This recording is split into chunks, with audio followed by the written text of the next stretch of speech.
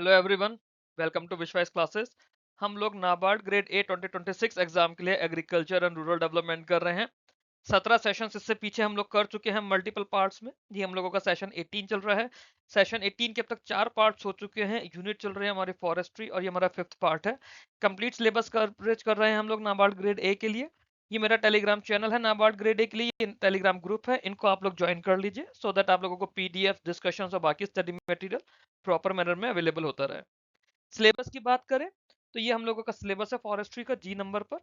इसमें हम लोगों ने फर्स्ट वीडियो में basic concepts of forest and forestry करा। सेकंड वीडियो में हम लोगों ने प्रिंसिपल ऑफ सिल्वीकल्चर करा। थर्ड वीडियो में फॉरेस्ट मेंसुरेशन करा डिटेल में। फोर्थ वीडियो में forest management and forest economies की बात करी। फिफ्थ पार्ट है ये जिसमें हम लोग कॉन्सेप्ट ऑफ सोशल फॉरेस्ट्री करेंगे। इसके बाद सिक्स वीडियो में एग्रो फॉरेस्ट्री और ज्वाइंट फॉरेस्ट मैनेजमेंट की बात करेंगे। जो forest policy and legislation in India है, इसमें देर आर चांसेस कि कुछ ना कुछ अपडेट हो जाए हम लोगों के एग्जाम से पहले। तो जब एग्जाम का नोटिफिकेशन आएगा उसके बाद इस चीज को देखा जाएगा कि इसमें क्या करना है। सिमिलरली जो हम लोगों का India state of forest report है, ये भी मैंने आप लोगों को बताया है कि एग्जाम नोटिफिकेशन के बाद किया जाएगा। Recent developments under ministry of environment and forest and climate change की बात करें तो ये हम लोग करंट अफेयर्स और गवर्नमेंट स्कीम्स के थ्रू करेंगे। डायरेक्टली हम लोग अपने टॉपिक पर चलते हैं। टॉपिक है हम लोगों का सोशल फॉरेस्ट्री। सोशल फॉरेस्ट्री क्या होती है? अब देखो, फॉरेस्ट्री का बेसिक मतलब तो हम लोगों को समझ ही आ गया कि हमें जंगल को उगाना है, जंगल को बचाना है, जंगल का ध्यान रखना है। सोशल से मतलब हो जाता है जो लोग आ जाते हैं। तो सोशल फॉरेस्ट्री क्या होता है? It is the practice of raising, managing and protecting trees and forest resources. ये तो हमारा बेसिकली फॉरेस्ट्री है ही है। बट सोशल से आ जाता है कि on community land, public land, private land and other non forest area. That means जो अभी तक हम लोग जंगल जंगल की डेजिग्नेटेड लैंड पर उगा रहे थे, ध्यान रख रहे थे, सोशल फॉरेस्ट्री में लोगों का इन्वॉल्वमेंट कर रहे हैं। अब लोग जंगल के अंदर तो नहीं जाएंगे ना जंगल उगाने, वो तो उगा हुआ है। तो लोग अपनी एरिया पर, फिर चाहे कम्युनिटी लैंड हो, पब्लिक लैंड हो, प्राइवेट लैंड हो, या बाकी जो भी नॉन फॉरेस्ट एरिया है, वहां पे लोग जंगल की तरह बनाने की कोशिश करें to meet the needs of local people while improving the environment. इसमें क्या होता है, जो एसेंशियल फॉरेस्ट प्रोडक्ट्स है ना हमें, जैसे fuel wood, fodder, small timber, poles, fruits या नॉन टिम्बर प्रोडक्ट्स, ये हम लोगों को रूरल और अर्बन कम्युनिटीज में ही मिल जाते हैं। ना तो ये सब कुछ very close to rural and urban communities ही प्रोड्यूस हो जाता है, कि इसके लिए खास तौर से जंगल जाने के लिए जंगल काटने की जरूरत नहीं है। सोशल फॉरेस्ट्री एम्फोसाइज करती है active participation of local communities. जब लोकल कम्युनिटीज की हम लोग बात करते हैं तो उसमें वीकर सेक्शन की बात होती है, फार्मर्स की बात होती है, वुमेन्स की बात होती है, विलेज इंस्टीट्यूशंस की बात होती है। अब ऐसे समझ लीजिए कि आप जंगल में जाके शहद निकालने से अच्छा है लोग अपने बागों में ही या फिर अपने खेतों में ही मधुमक्खी का पालन करते हैं और वहां पे शहद उगाते हैं। The program seeks to reduce dependence on natural forests by promoting tree planting on degraded lands, village commons, roadsides, canal banks, farm boundaries and other available land। तो जहां भी लोगों के लिए feasible होता है लोग वहां पे पेड़ उगाते हैं। और ये वैसे शो वाले पेड़ नहीं, मतलब जो पेड़ जंगल में लगते हैं या जो वहां पे उग सकते हैं, वैसे बड़े पेड़ लगाए जाते हैं। बेनिफिट क्या मिलता है लोगों को? जब उन्होंने पेड़ लगाया तो उन्हें टिम्बर का भी वहां पे बेनिफिट है, फ्यूल वुड का भी है। 6 साल 8 साल बाद पेड़ बेच दिया, दोबारा कोई पेड़ लगा दिया, मतलब अपने अकॉर्डिंगली किस तरह से उन्हें करना है। सोशल फॉरेस्ट्री के अंदर एनवायरमेंट कंजर्वेशन और रूरल डेवलपमेंट दोनों एक साथ इंटीग्रेट हो जाते हैं। आप जब पेड़ लगा रहे हो तो एनवायरमेंट कंजर्वेशन तो हो ही रहा है, और रूरल लोग जो अपने खेतों की बाउंड्री पे या फिर विलेज में कॉमन एरियाज में पेड़ लगा रहे हैं, तो उससे ट्री रिसोर्सेज का सस्टेनेबल यूज होता है आउटसाइड ट्रेडिशनल फॉरेस्ट एरियाज। तो उन चीजों के लिए जंगल के पेड़ बच जाते हैं। It contributes to improving ecological balance. ठीक है, इकोलॉजिकल बैलेंस भी बढ़ा रहा है क्योंकि सॉइल कंजर्वेशन हो रहा है, वाटर कंजर्वेशन हो रहा है, कार्बन सिक्वेस्ट्रेशन हो रहा है, बायोडाइवर्सिटी एनहेंसमेंट हो रहा है, क्लाइमेट रेगुलेशन हो रहा है। तो आपका इकोलॉजिकल बैलेंस भी बन रहा है सोशल फॉरेस्ट्री से। तो वो सब कुछ है जो फॉरेस्ट्री में आप कर रहे हो, बट जंगल के अंदर ना करके आउटसाइड द फॉरेस्ट कर रहे हो। चाहे आप अपने घर के अंदर, जिनकी बड़ी कोठियां, आपने अपने घर में ही 10 पेड़ लगा रखे हैं बड़े बड़े, आम का पेड़ भी लगा रखा है, जामुन का पेड़ भी लगा रखा है। जैसे तो काफी पुरानी कॉलोनीज जो है, आप उन कॉलोनीज में देखोगे तो उन कॉलोनीज में बहुत सारे पेड़ लगे हुए हैं। नीम का पेड़ लगा होता है, जामुन का लगा होता है, गूलर का लगा होता है, इधर नॉर्थ इंडिया में दिल्ली और आसपास में नीम, जामुन, पीपल का पेड़ लगा होता है, बरगद का पेड़ लगा होता है। अब ये जो बड़े बड़े पेड़ हैं आपके लोकल क्लाइमेट को प्रोटेक्ट करके रखते हैं, पॉल्यूशन में आपको हेल्प करते हैं, पॉल्यूशन कम करने में, साफ ऑक्सीजन आपको देते हैं, वाटर कंजर्वेशन में, कार्बन सिक्वेस्ट्रेशन में और बायोडाइवर्सिटी में। क्योंकि आप देखो वहां पे कितनी सारी चिड़ियाएं रहती हैं, गिलहरी रहती हैं, छोटे मोटे इंसेक्ट्स भी होते हैं, बर्ड्स भी होती हैं। तो इस तरह से एक पूरी इकोलॉजी छोटी सी बनी होती है। The concept reorganizes that community participation and local ownership are essential for long-term success of plantation programs. अब प्लांटेशन आप जब कर रहे पेड़ों की तो उन्हें बड़ा होने में तो टाइम लगता है। तो ऐसा नहीं है कि आपने आज लगाया, 4 लोगों ने मिलकर 10 पेड़ लगाए और ठीक है 2 साल में बेकार है तो हटा दो। It takes time. Social forestry एक इंपॉर्टेंट कंपोनेंट होता है सस्टेनेबल फॉरेस्ट मैनेजमेंट का, by simultaneously addressing ecological, economic and social objectives. ठीक। ऑब्जेक्टिव्स क्या है सोशल फॉरेस्ट्री के? जो हमारे नेचुरल फॉरेस्ट है उनके ऊपर से प्रेशर कम करना। बहुत इंपॉर्टेंट ऑब्जेक्टिव है कि नेचुरल फॉरेस्ट के ऊपर से प्रेशर कम करना इसका एक पार्ट है, by providing local communities with alternative source of fuel wood, fodder, timber and other forest produce. दूसरा, टू इंक्रीज ट्री कवर और barren degraded wastelands, village commons and other non-forest lands through organized plantation programs. तीसरा, to promote active participation of local communities in planning, establishment, protection and management of plantations.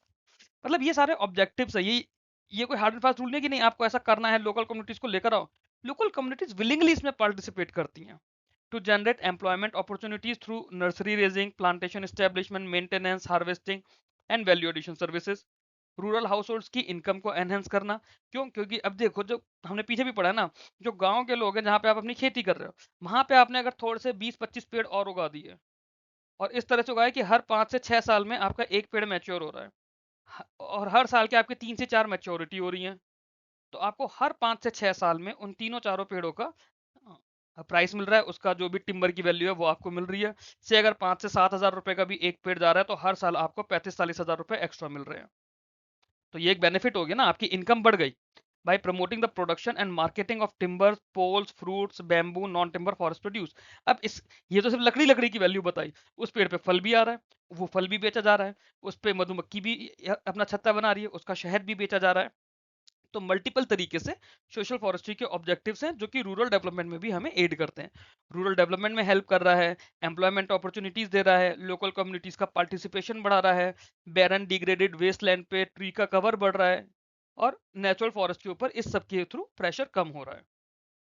फिर to conserve soil, है ना, soil erosion कम करके, soil fertility करके मिट्टी को भी better कर रहा है, ग्राउंड वाटर रिचार्ज कर रहा है। जो भी हमारे फॉरेस्ट के बेनिफिट्स है वो तो सारे हैं ही हैं इसके अंदर। रूरल एनवायरनमेंट को इंप्रूव कर रहा है by reducing air pollution, regulating the micro climate. Rural में ज्यादा क्यों हो रहा है? क्योंकि अर्बन एरियाज में बहुत सी जगह इतना स्पेस ही नहीं बचा कि आप सोशल फॉरेस्ट्री प्रैक्टिस कर पाओ। अर्बन एरियाज में क्या होता है, कुछ ऐसे पार्क्स होते हैं जहाँ पे सोशल फॉरेस्ट्री होती है, या फिर जहाँ पे जैसे विलेज कॉमन्स है ऐसी अर्बन कॉमन्स होते हैं, जो कॉमन डेजिग्नेटेड एरिया है, पब्लिक स्पेसिस है, वहां पे आप पेड़ लगा लेते हो। रूरल एरियाज में आपके पास पेड़ लगाने का स्कोप ज्यादा होता है। जैसे नहर बनी हुई है, नहर के किनारे आप या नहर के आसपास पेड़ लगा दिए बैंक्स को पक्का करके। इस तरह से आप अलग अलग तरीके से पेड़ लगाते हो। To encourage sustainable utilization of natural resources while improving quality of life of rural and urban communities, to contribute towards climate change mitigation through increased carbon sequestration, है ना, क्लाइमेट चेंज को भी। फिर क्योंकि जब आपके जितने ज्यादा पेड़ लग रहे हैं, कार्बन सिक्वेस्ट्रेशन उतना ही ज्यादा बढ़ता चला जाएगा ना। तो यही इसके सारे ऑब्जेक्टिव्स हैं।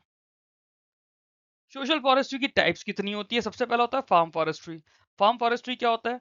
फार्म फॉरेस्ट्री के अंदर जो आपका कल्टीवेशन और मैनेजमेंट ऑफ ट्रीज है वो प्राइवेटली ओन्ड एग्रीकल्चर लैंड्स पर होता है बाय इंडिविजुअल फार्मर्स। जो फार्मर्स है वही अपनी जमीन पे आपकी cultivation and management of trees करते हैं। Trees are commonly planted of farm boundaries, field bunds, homesteads, irrigation channels and unused portion of agriculture land. Farm forestry से लोगों को, जो हमारे फार्मर्स होने, उनको एडिशनल इनकम मिलती है। क्योंकि वही चीज है, एडिशनल इनकम कैसे? आप टिम्बर बेचोगे, पोल्स बेचोगे, बैम्बू बेचोगे, फ्रूट्स बेचोगे, फ्यूल वुड बेचोगे, या बाकी ट्री प्रोडक्ट्स बेचोगे। ये आपकी एक एडिशनल इनकम है। कोई सी भी फॉरेस्ट्री का पार्ट करो, चाहे एग्रो फॉरेस्ट्री का या किसी का भी, ये आपकी एडिशनल इनकम होती है। It diversifies farm income and reduces financial risk associated with, जो भी आपके सिर्फ एग्रीकल्चर क्रॉप्स पे डिपेंड रहने से एक आपके एक एडिशनल सोर्स हो जाती है, तो फार्म की इनकम भी बढ़ जाती है। अगर आप सिर्फ क्रॉप्स पे डिपेंड करते हो, हम पीछे भी कई बार पढ़ चुके हैं ना, क्रॉप्स पे डिपेंड करोगे तो क्या होगा, क्रॉप फेलियर से आपकी इनकम खत्म हो जाएगी। Trees improve soil fertility by contributing organic matter and reducing nutrient loss through erosion. They provide shade, act as wind breaks, reduces soil moisture. ये वही सब चीजें हैं जो हमारे पास फॉरेस्ट्री के बेनिफिट्स होते हैं, क्योंकि मोर और लेस है तो सब फॉरेस्ट्री। बस फार्म फॉरेस्ट्री में क्या है, आपकी वही फॉरेस्ट्री के बेनिफिट्स आपको फार्म पर मिलेंगे, जहाँ पे आपने अपने खेतों की बाउंड्रीज पर, फील्ड बंड्स पे, घरों के आसपास में, इरिगेशन चैनल पे, या जो एग्रीकल्चर लैंड आपकी अनयूज्ड है वहां पे आपने पेड़ लगा दिए। फिर हमारी कम्युनिटी फॉरेस्ट्री होती है। कम्युनिटी फॉरेस्ट्री में क्या होता है, एक कलेक्टिव एस्टेब्लिशमेंट होता है। ना collective establishment, protection, management and utilization of forest plantation. ये जो विलेज के कॉमन्स होते हैं या कम्युनिटी लैंड्स होते हैं, बाकी पब्लिक लैंड्स होती है, तो एक ग्रुप मिलके, कई बार होता है बहुत से लोग होते हैं कि ठीक है आपके ऑफिस के बाहर पेड़ लगाए हुए हैं, पार्क्स में पेड़ लगाए हुए हैं, जो किसी सोसाइटी का पार्क है वहां पे लोगों ने मिलकर पेड़ लगाया हुआ है, और फिर वो एक पेड़ नहीं, वो मल्टीपल पेड़ लगते हैं, 20-25 पेड़ लगा दिए लोगों ने अलग अलग मिलके एक साथ, एक सोसाइटी के लोगों ने। वो एक तरह से आपका कम्युनिटी फॉरेस्ट्री हो गया। इसमें लोकल कम्युनिटीज एक्टिवली पार्टिसिपेट करती हैं in planning, plantation, establishment, protection, harvesting and distribution of benefits. अब कम्युनिटी इंस्टीट्यूशंस होते हैं, जैसे विलेज फॉरेस्ट कमिटीज बनी होती हैं, विलेज फॉरेस्ट सोसाइटीज होती हैं, जॉइंट फॉरेस्ट मैनेजमेंट कमिटीज होती हैं। इसको हम लोग, ये जेएफएम तो हमारे सिलेबस में भी है, इसको हम लोग पढ़ेंगे अगले वीडियो में। जो कम्युनिटी फॉरेस्ट्रीज होती है उनका एम क्या है? To meet the local demand for fuel wood, fodder, poles, small timber and other forest products. Benefit जो भी होंगे जनरेटेड, दे मतलब जो भी बेनिफिट जनरेट होते हैं वो पार्टिसिपेटिंग कम्युनिटीज आपस में शेयर कर लेती हैं according to the agreed rules and management plans. शुरू में कुछ इस तरह का रूल होगा ना कि कौन सा बेनिफिट कौन ले रहा है या किस तरह से उसका डिस्ट्रीब्यूशन करना है, तो उन्हीं के रूल्स के अकॉर्डिंगली लोग आपस में डिस्ट्रीब्यूट कर लेते हैं। जब कलेक्टिव मैनेजमेंट होता है तो एक रेस्पॉन्सिबल रिसोर्स यूटिलाइजेशन होता है, लोकल इंस्टीट्यूशन को और ज्यादा स्ट्रेंथ मिलती है और इलीगल एक्सप्लॉयटेशन बचता है। Community forestry improve degraded lands while enhancing rural livelihoods and ecological stability. तो आपके डिग्रेडेड लैंड्स पे नॉर्मली खेती नहीं हो पा रही थी, वहां पे आपने पेड़ लगा के उस लैंड को भी आपने इंप्रूव कर दिया, रूरल लाइवलीहुड भी बढ़ा और इकोलॉजिकल स्टेबिलिटी भी बढ़ी। फिर अर्बन फॉरेस्ट्री होती है। अर्बन फॉरेस्ट्री के अंदर क्या है? Establishment, management and conservation of trees and green spaces within urban and peri urban areas. ये बहुत इंपॉर्टेंट है। अब अर्बन एरियाज में आप पेड़ कहाँ लगाओगे? आप देखो कई बार जो पुराने सिटी के हाईवेज है वहां पे साइड्स में, ये मैं एक्सप्रेसवेज की बात नहीं कर रहा हूँ, जो पुराने हाईवेज बने हुए हैं वहां पे साइड्स में यूकेलिप्टस या फिर कोई इस तरह के पेड़ लगे होते हैं। तो ये जो पेड़ है ना, they are planted along the road sides, park, garden, institutional campuses, residential colonies, industrial states, river banks या अदर अर्बन स्पेसेस में। अर्बन फॉरेस्ट्री से क्या होगा? जो उस सिटी की एयर क्वालिटी है वो इंप्रूव होगी, है ना, वो क्योंकि जो पेड़ होंगे वो पॉल्यूटेंट्स को एब्जॉर्ब कर लेते हैं, डस्ट पार्टिकल्स को ट्रैप कर लेते हैं और ऑक्सीजन रिलीज करते हैं। नॉइस पॉल्यूशन रिड्यूस होता है, क्यों? क्योंकि एक नेचुरल साउंड बैरियर्स की तरह काम करते हैं पेड़ डेंसली पॉपुलेटेड एरियाज में। ट्री कवर जो होता है ये अर्बन टेम्परेचर को भी थोड़ा मॉडरेट करते हैं शेड देकर। आप देखो, आप धूप में बाहर घूम रहे हो तो आपको पेड़ की छांव चाहिए होगी, तो वो चाहे आप शहर में हो चाहे गांव में हो, कहीं पर भी हो आपको पेड़ की छांव चाहिए होती है। इससे क्या होता है? जो अर्बन हीट आइलैंड इफेक्ट है वो हमारा कम हो जाता है। Urban forest improve the aesthetic beauty of cities and provide recreational spaces for citizens. भाई आप भी देखते हो ना कि लैंडस्केपिंग कैसी अच्छी हो रही है, पेड़ हैं बढ़िया से, बिल्कुल सूखी जमीन तो आपको भी नहीं अच्छी चाहिए, पार्क भी आप जाओगे जब तक पेड़ नहीं लगे होंगे अच्छे से आपको अच्छा नहीं लगेगा वहां पे। They support biodiversity by providing habitats for birds, insects and other urban wildlife. जैसे अब तो शहरों में बंदर भी बहुत हो गए हैं, बहुत अच्छे अच्छे पेड़ लगे होंगे आपके पास, फ्रूटफुल पेड़ लगे होंगे तो वहां बंदर भी आएंगे। बाकी चिड़ियाएं होती हैं, गिलहरी होती हैं, तरह तरह के और जीव जंतु होते हैं जो शहरों में भी पेड़ों पर रहते हैं। Urban forestry contributes significantly to improving the physical and mental well-being of urban residents. फिर एक हमारी एक्सटेंशन फॉरेस्ट्री होती है। एक्सटेंशन फॉरेस्ट्री क्या है?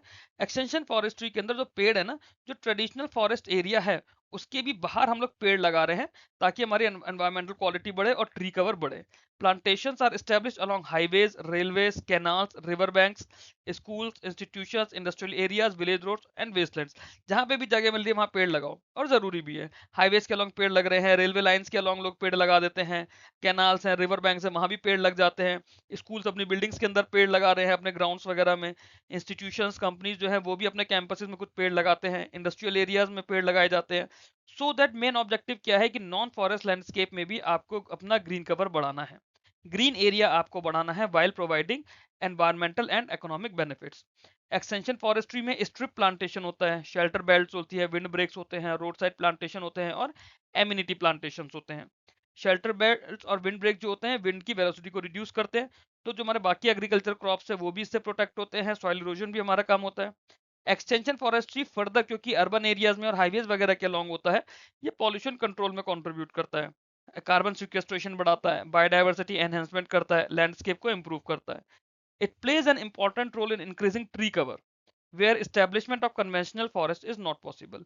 तो जहां पे भी आपका जंगल बनाना पॉसिबल नहीं है वहां पे आपको जहां पे भी जगह मिले आप लोग पेड़ लगा देते हो। कहीं भी आप पेड़ लगाओगे उस पेड़ के बेनिफिट ही होंगे। पेड़ अगर फल नहीं देगा तो छाया तो देगा ही, छाया भी दे रहा है, आपको ऑक्सीजन भी दे रहा है। कोई भी पेड़ है ऑक्सीजन तो देगा, कार्बन डाइऑक्साइड तो एब्जॉर्ब करेगा ही।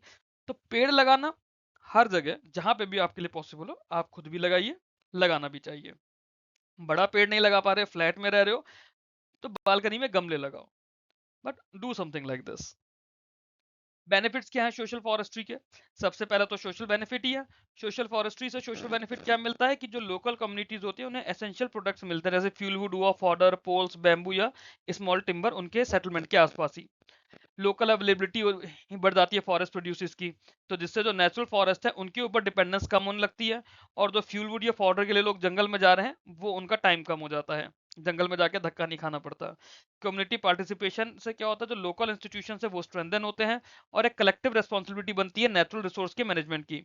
फिर इससे पार्टिसिपेटरी डिसीजन मेकिंग आती है, जिससे लोगों में आपस में सोशल कोहेजन बढ़ता है, लोगों में आपस में मेल जोल बढ़ता है, और कम्युनिटी मेंबर्स के बीच में कोऑपरेशन भी बढ़ता है। Social forestry reduces the drudgery of women and children by bringing essential forest resources closer to villages. It improves rural living standards by providing employment, income, and environmental security.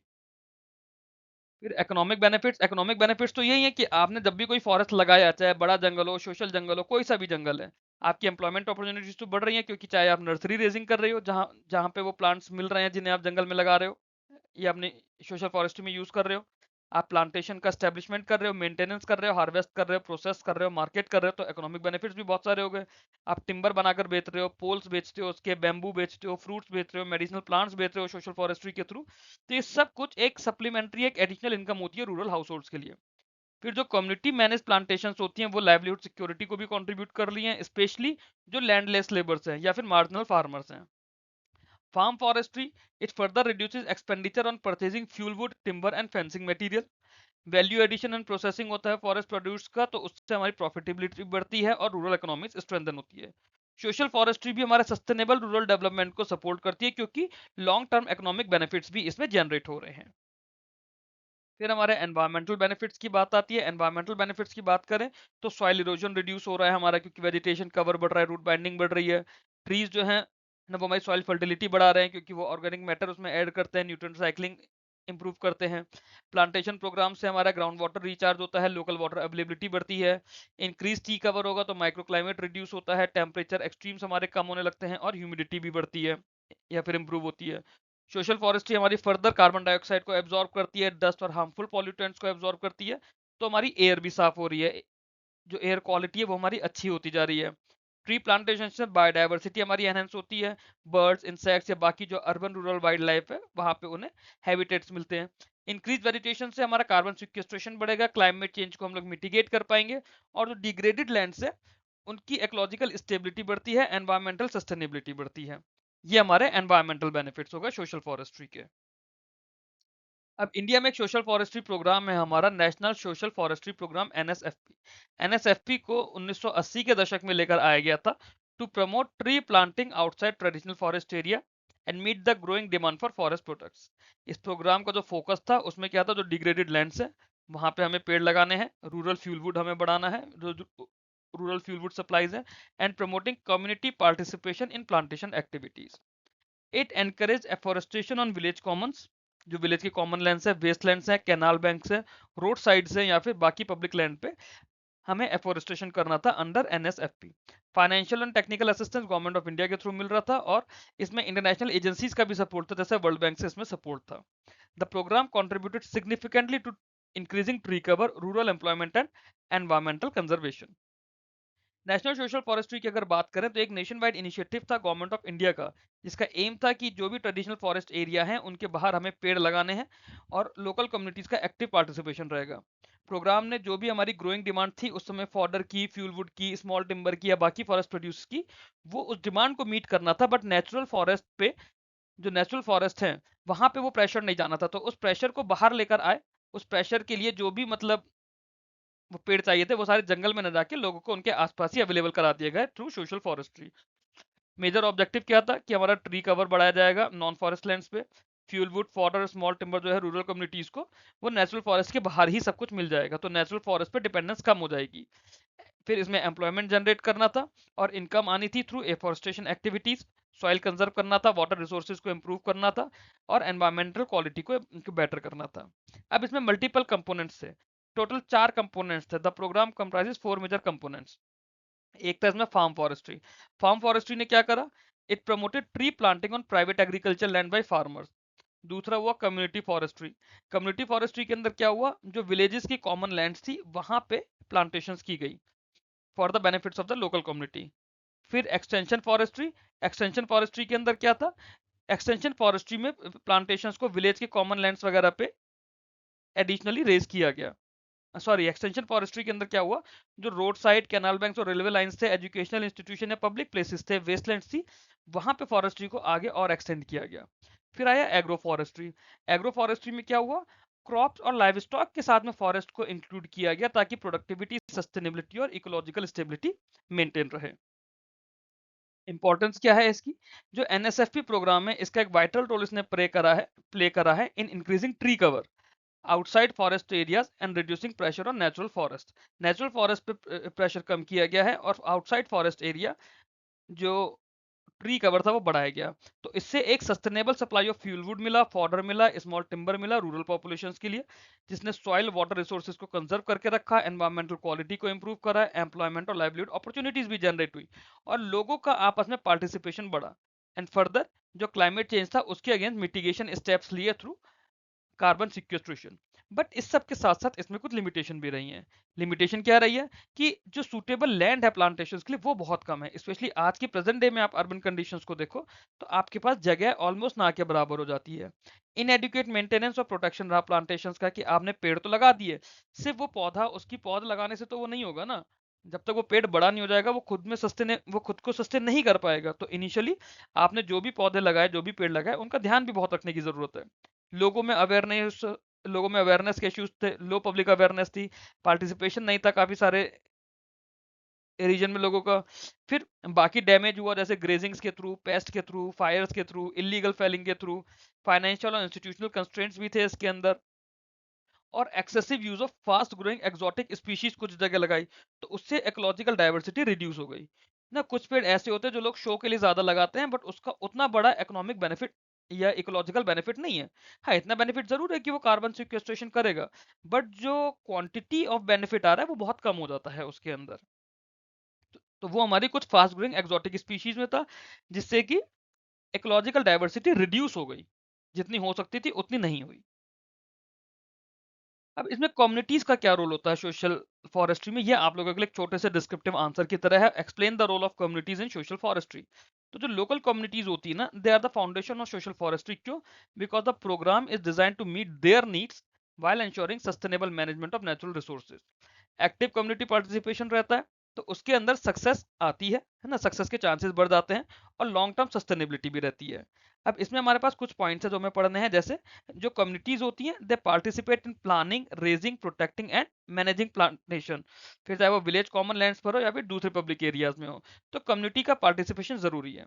वही लोग मिलके जो हमारी प्लांटेशन है उसे इलीगल फेलिंग से, grazing से, encroachment से, फॉरेस्ट फायर से बचाएंगे। जो कम्युनिटी मेंबर्स हैं वही लोग उसमें लेबर या लोकल नॉलेज को कंट्रीब्यूट करते हैं, ट्रेडिशनल प्रैक्टिसेस लेकर आते हैं, जिससे प्लांटेशन का स्टैब्लिशमेंट और मैनेजमेंट बेटर वे में होता है। लोकल पार्टिसिपेशन से इक्विटेबल शेयरिंग ऑफ बेनिफिट्स होती है, फिर चाहे वो फ्यूल वुड हो, फॉडर हो, स्मॉल टिम्बर हो, फ्रूट्स हो या फिर कोई और नॉन टिम्बर फॉरेस्ट प्रोडक्ट्स हो, तो लोग आपस में इक्विटेबल मैनर में बेनिफिट्स बांट लेते हैं। कम्युनिटी इन्वॉल्वमेंट रहता है तो उसमें एम्प्लॉयमेंट अपॉर्चुनिटीज भी बढ़ती हैं और सप्लीमेंट्री इनकम भी आती है, तो उससे रूरल लाइवलीहुड हमारे फर्दर इंप्रूव होते हैं। और पब्लिक पार्टिसिपेशन होता है तो उससे एनवायरमेंटल कंजर्वेशन के लिए लोगों में अवेयरनेस भी बढ़ती है और एनकरेजेस भी होते हैं for sustainable use of forest resources, की रिसोर्सेज आपको वेस्ट नहीं करने हैं। तो ये सब कुछ आपका रोल है कम्युनिटीज का in social forestry. But social forestry में कंस्ट्रेंट और चैलेंजेस क्या है? सबसे बड़ा तो यही है कि limited availability of suitable land, हमने पीछे भी अभी पढ़ा था ना।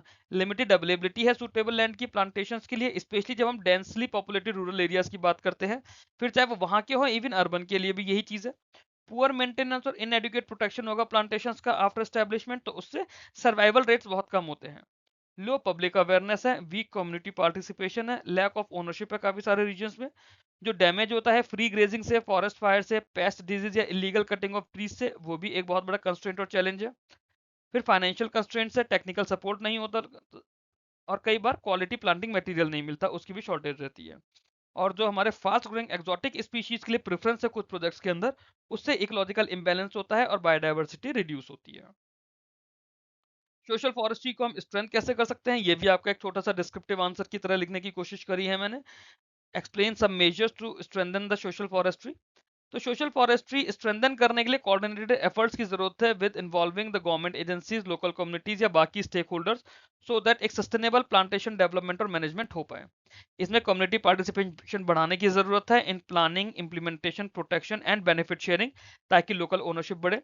एफोरेस्टेशन प्रोग्राम्स को बढ़ाना पड़ेगा डिग्रेडेड लैंड पे, वेस्ट लैंड पे, village commons, road side, canal bank से या बाकी सुटेबल नॉन फॉरेस्ट एरियाज में।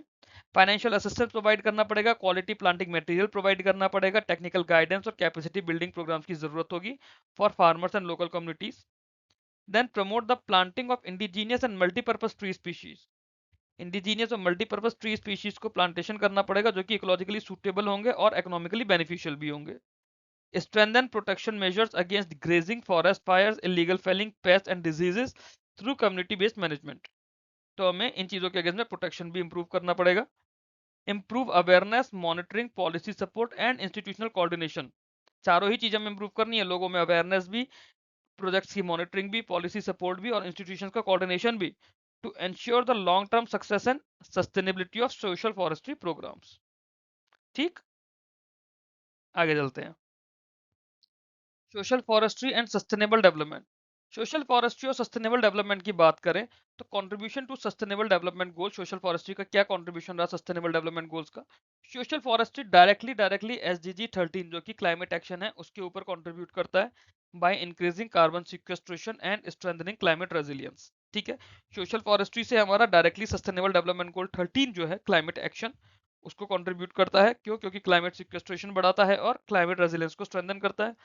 इसके अलावा सस्टेनेबल डेवलपमेंट गोल 1 जो है नो पॉवर्टी वाला, उसको भी सपोर्ट करता है क्योंकि ये एम्प्लॉयमेंट जनरेट कर रहा है, लाइवलीहुड इंप्रूव करने की बात कर रहा है और रूरल इनकम भी इंप्रूव करने की बात कर रहा है। एसडीजी 8 जो है decent work and economic growth, उसको भी सपोर्ट करता है। सोशल फॉरेस्ट्री एसडीजी 8 को भी सपोर्ट करता है through employment generation and sustainable rural enterprises. फिर सोशल फॉरेस्ट्री के थ्रू एसडीजी 15 जो है लाइफ ऑन लैंड, उसको भी सपोर्ट करता है by restoring degraded lands, conserving biodiversity and improving terrestrial ecosystem. तो प्रोग्राम इसके अलावा further food security, clean water conservation, sustainable cities और एनवायरमेंटल सस्टेनेबिलिटी को भी कंट्रीब्यूट करता है। अभी देखो कितना इंपॉर्टेंट चीज है, हमने एआरडी का टॉपिक सोशल फॉरेस्ट्री यहाँ पे डायरेक्टली ईएसआई के टॉपिक सस्टेनेबल डेवलपमेंट से रिलेट करा गया है। सोशल फॉरेस्ट्री के थ्रू आपका एसडीजी 13 पर भी काम हो रहा है, एसडीजी 1 पर भी काम हो रहा है, एसडीजी 8 पर भी काम हो रहा है, एसडीजी 15 पर भी काम हो रहा है। और कैसे काम हो रहा है वो भी हमने बताया। क्लाइमेट एक्शन पे, क्योंकि हम जब पेड़ लगा रहे हैं तो कार्बन सिक्वेस्ट्रेशन हो रहा है, क्लाइमेट रेजिलियंस बढ़ रहा है। नो पॉवर्टी पर कैसे? क्योंकि जब पेड़ लगा रहे हैं, सोशल फॉरेस्ट्री कर रहे हैं तो एम्प्लॉयमेंट जनरेट हो रहा है, लाइवलीहुड जनरेट हो रहा है, रूरल इनकम बढ़ रही है। एसडीजी 8 को decent work and economic growth को कैसे कंट्रीब्यूट कर रहा है? एम्प्लॉयमेंट जनरेट करके, सस्टेनेबल रूरल एंटरप्राइजेस देकर। एसडीजी 15 लाइफ ऑन लैंड को कैसे रिस्टोर कर रहा है? क्योंकि ये डिग्रेडेड लैंड्स को रिस्टोर करता है, बायोडाइवर्सिटी कंजर्व करता है और टेरेस्ट्रियल इकोसिस्टम को भी इंप्रूव करता है।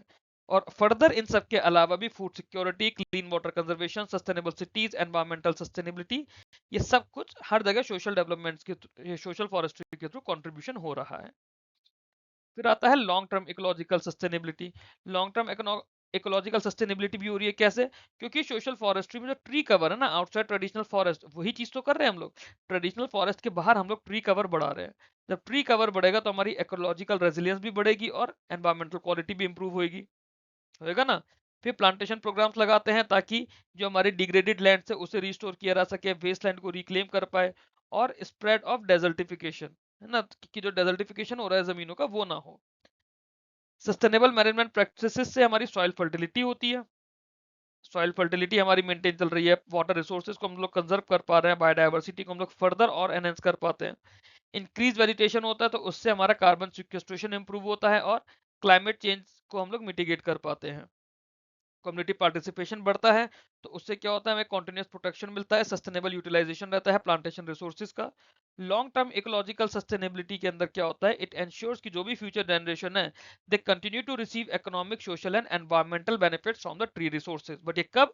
जब ट्रीज हमारे प्रोटेक्टेड फॉर्म में रहेंगे, तो उसके लिए सोशल फॉरेस्ट्री हमारे लिए इंपॉर्टेंट हो जाता है। इस वीडियो के अंदर इतना ही है। अगले वीडियो में हम लोग एग्रो फॉरेस्ट्री से डिस्कस करना शुरू करेंगे। आप लोगों को वीडियो अच्छा लगा हो, कंटेंट अच्छा लग रहा हो आप लोगों के सिलेबस के लिए, तो वीडियो को लाइक करके चैनल को सब्सक्राइब कीजिए। आने वाले वीडियोस के नोटिफिकेशंस के लिए बेल आइकन प्रेस करके रखिएगा। ये मेरा मेन विश्वास चैनल है, विश्वास क्लासेस डाल के आप लोग टेलीग्राम पे सर्च करेंगे, आप लोगों को चैनल मिल जाएगा। उसके अलावा ये चैनल और ग्रुप मैंने इंट्रोडक्शन के टाइम पर भी बोला था, नाबार्ड ग्रेड ए का चैनल ग्रुप है, इसे भी आप लोग ज्वाइन कर लीजिए, सो दैट आप लोगों को ये वीडियोस उनकी पीडीएफ के साथ साथ जो बाकी एग्जाम या नोटिफिकेशन या अपडेट्स हैं वो भी टाइमली मैनर में मिलते रहें। That's all in this video. Thank you very much for watching this. Keep learning, keep growing.